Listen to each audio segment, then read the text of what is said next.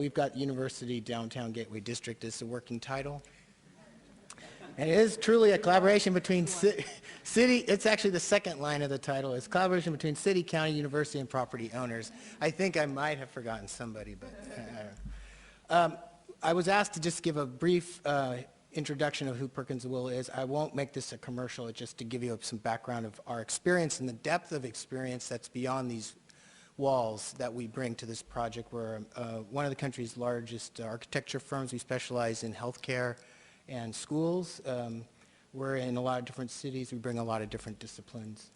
One of the things I'm most proud about is when President Clinton started his Clinton Climate Initiative, he selected 16 projects to start with. 3 of those projects were our projects that were dealt with carbon neutrality, net zero development, and minimizing environmental footprints on the planet. And so we're quite proud of our background in sustainability. We were named one of Fast Company's most innovative companies, and that was due to our commitment to sustainability as well as architecture records. We've been, we came in second in 2012, but you know, we're usually rated one of the top sustainable firms in the country. I just want to talk a little bit about our work because that has been helpful in what we do. We've been the master planners for the last I spent the last 15, 16 years of my life working on Mission Bay in San Francisco with UCSF in the city of San Francisco. And that's what it looked like on the left, and now it's 70% complete. It's a major employment center. It's a major neighborhood. It provides most of San Francisco's new housing as well. And this is the future of these kinds of collaborations, what they can do. You can see this was the original drawing, and it really framed about great neighborhoods, amenities, open spaces, connections, diversity of housing types. And these things I will mention later in the presentation, but that's what makes these innovation districts really, truly great places. We worked in Baltimore for Johns Hopkins in the city of Baltimore with Martin O'Malley, who's now mayor. He was mayor then, now he's governor, was governor. And this is an innovation district that's about really providing a place that you could actually be born in, go to school, go work, and then retire in. So you'd actually have the full cycle. And I think that's something in Davis that, you know, there's a gap of people who have to leave and then come back, and you want to be able to service the whole range of age groups. And I think that's a key part of these successful innovation districts because they are about that, different ages and employment opportunities. And now it's under construction. We're also working in Fremont for the city of Fremont, an innovation center that's directly adjacent to the Tesla factory. And these are for spin-offs for that kind of electric battery technology and other innovations that Tesla is actually creating, but also other companies are creating in Silicon Valley. And Fremont is a home of a number of great engineers. And so this is a new district focused around BART, a new BART station, so transit, getting people out of their cars. This whole sustainability is really very important and frames all of these past projects that I show you. Key lessons, creating place with strong urban design, sustainable principles, really looking at these places as new neighborhoods, new districts. So that means they're really integrated into their communities. Balance between housing and jobs. You want to live, and I heard somebody earlier say that in public comment period about living and working in the same place. That's what these places offer. Understanding program and service and building requirements. Research does require sophisticated buildings. How you phase investments, that's very important. You know, road infrastructure, high degree of collaboration between the university and city. All of those projects required that really strong collaboration, but I really feel like City Davis has that in place. And a strong public process and engagement. All these communities were very difficult, I mean, very contentious, but they really saw the value of a place like this. Just briefly, context and site analysis. This photo, I showed, it's from a book that I have on university's 100-year, and it was actually the image that they used to introduce Davis, UC Davis, and the city of Davis. And it just shows the site was actually in the forefront of this of the city, And it's transformed itself in the city, but I really look at this as about place in the Central Valley and how this really can be a great place. And it's already got the great bones, great DNA. The city has fantastic, great transportation, your buses, the Arboretum, the Mondavi Center, great biking. Everywhere people bike here, it's fantastic. This is the site, and we're looking at it as one site, both UC and the Nishi. Up close, it's very well connected, very strategic to the downtown, as was mentioned before, so I won't spend time on that. We're looking at 42 acres on the UC side and 45 on the Nishi, and then there's an additional 11 acres around Olive. This is the land use map showing the various land uses around the site, and one of the things that this process has actually done is created an integrated land use map. You couldn't find UC and city on one map before so that's actually a great benefit to plan holistically in an integrated fashion. We also developed a 3D model of the city, which is something that you didn't have before, which I think is going to be very helpful in terms of planning. The site has fantastic access to open spaces, but that's one of the key things that we started with in this planning process. Great bike network exists in the city, but you notice there's a gap on the project site. So how we integrate bikes and alternative modes of transportation is really critical. We looked at parking. We're trying to look at reducing parking.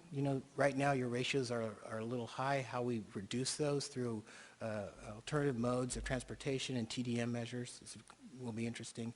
And I like this map. This is about community amenities that surround the site. These are the ones that are specific to UC Davis, such as the Mondavi Center, the Arboretum. On the city side, you see there's the theaters, the Bicycle Hall of Fame, the Amtrak station. There's a lot of great amenities already in place that makes this site really a great site, a very viable site for development. So there are a number of opportunities and issues, and Bob and Catherine mentioned a number of these.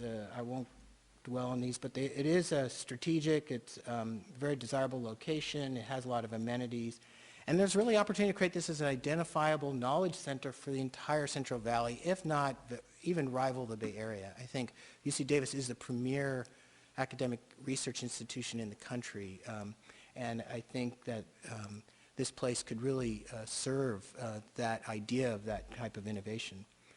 There are a number of issues, though. There's a railroad crossing, and the railroad cuts to the site. It impedes access. How we improve on transit and bike ped modes versus automobile. There are a number of easements required for residential uses adjacent to freeways, and infrastructure costs. Costs are important. David Zender at EPS did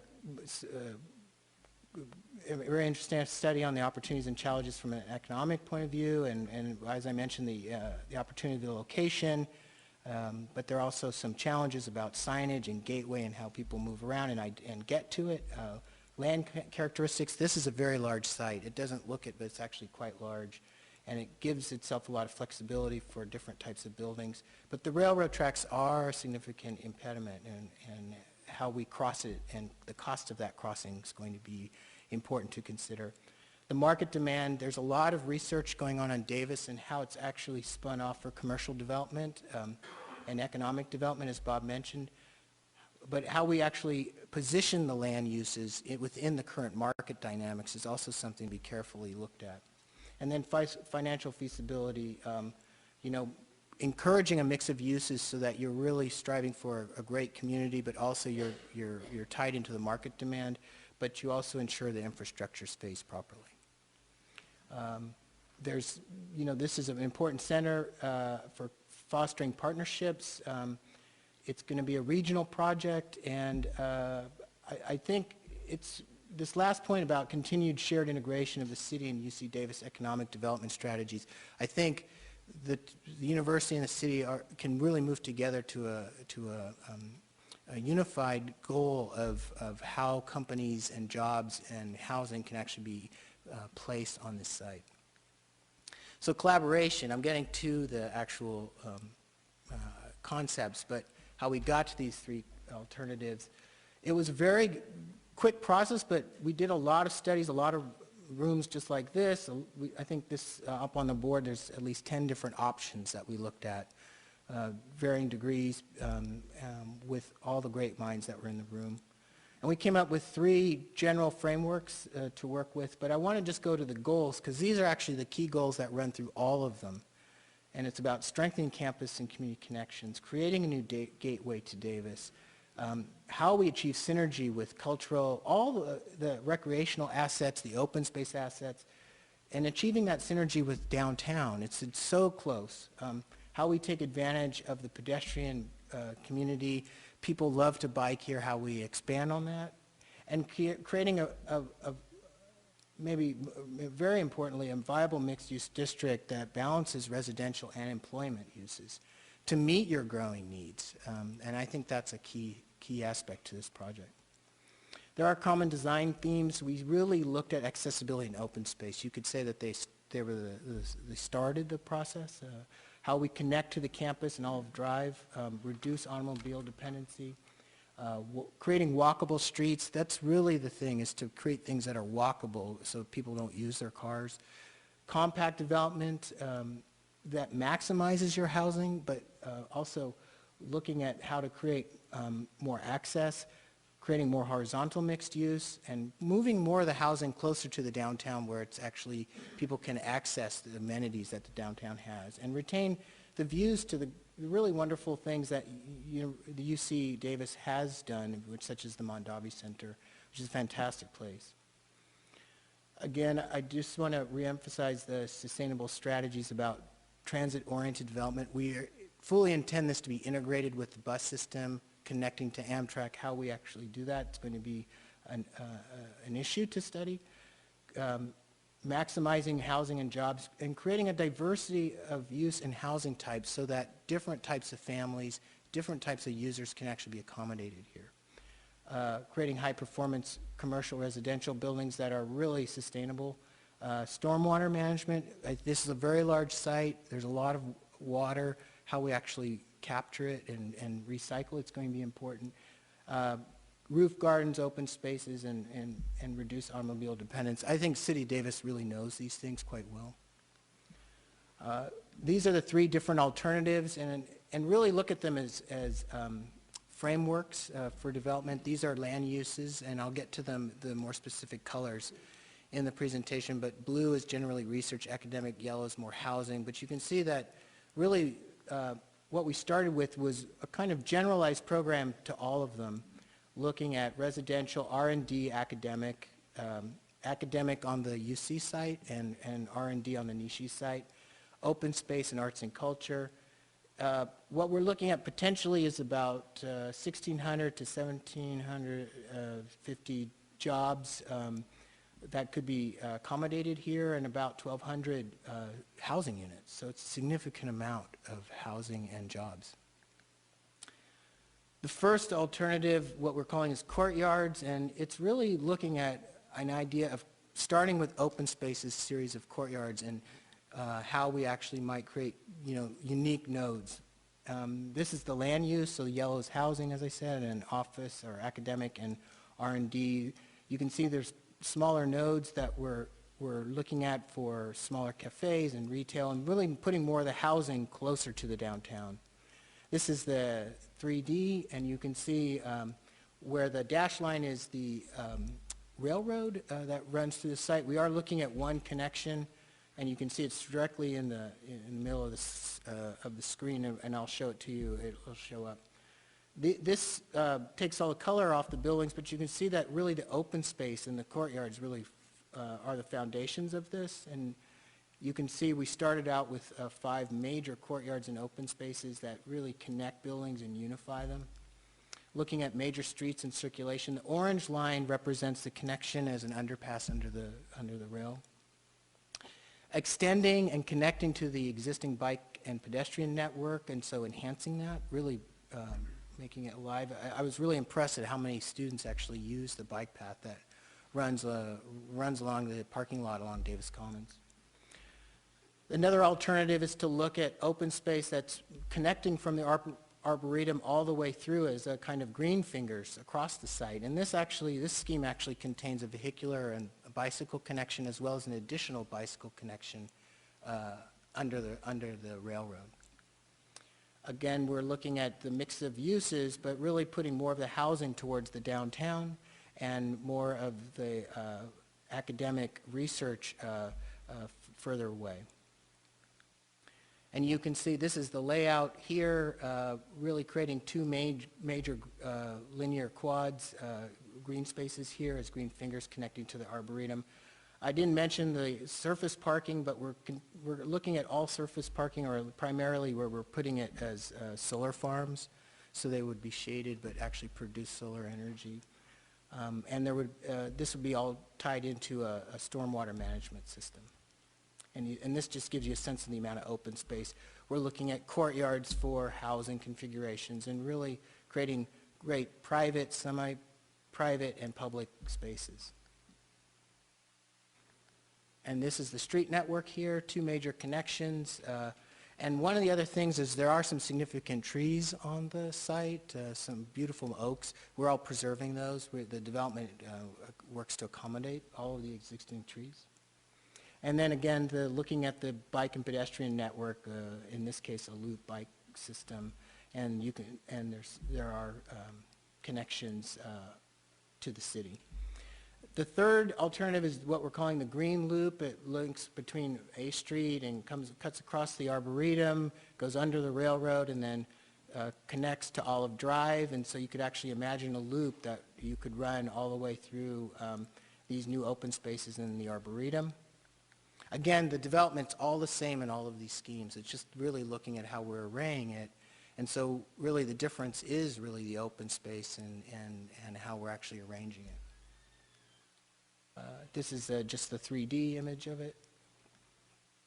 And you can see, again, the solar farm and how we actually would orient the courtyards and keep the buildings as far away from the freeway and move them also from the railroad, so really take advantage of the large areas, the widest areas of the site themselves. And this is the street network. And really, our streets are we're really looking at very walkable, not very wide streets. They're not wide, they're very crossable, walkable, and they're really designed so that people can, in Mission Bay, people jaywalk all the time, and then we design the streets so they're very narrow, and I think that slows traffic, that keeps it more pedestrian oriented, and I think that's the kind of community that would really survive well here. These are the three different alternatives, and as I said, that they're just a framework.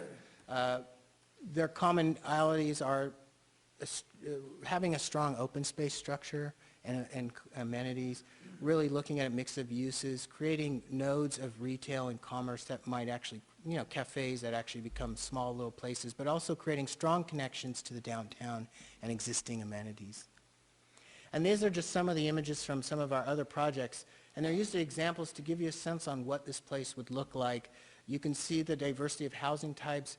You could see they're always framed around open spaces and narrow streets, really walkable, outdoor cafes, ground floor retail, transparency. All of those things really are really part of the next level of study, but we wanted to kind of give you a sense on what it might look like in the future. And that's it.